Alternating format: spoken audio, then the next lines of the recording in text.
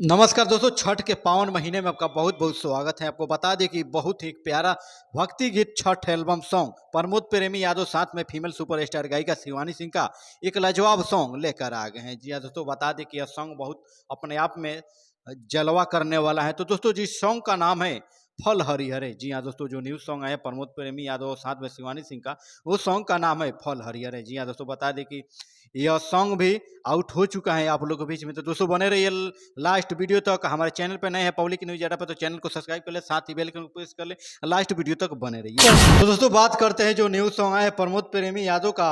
उस सॉन्ग के राइटर है मनीष रोहतासी जी, और म्यूजिक डायरेक्टर है विकास यादव जी, और वीडियो डायरेक्टर है सुशांत सिंह और कुमार चंदन जी।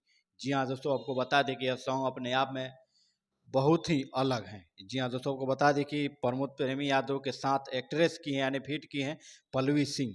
जी हाँ दोस्तों, बहुत ही जोरदार तरीके से माता रानी का भजन पूजा अर्चना कर रहे हैं दोनों आदमी। तो दोस्तों, हमारा प्रयास रहेगा आप लोगों के बीच में मूवी ट्रेलर सॉन्ग इत्यादि आप लोगों के बीच में जल्द से जल्द लाने का।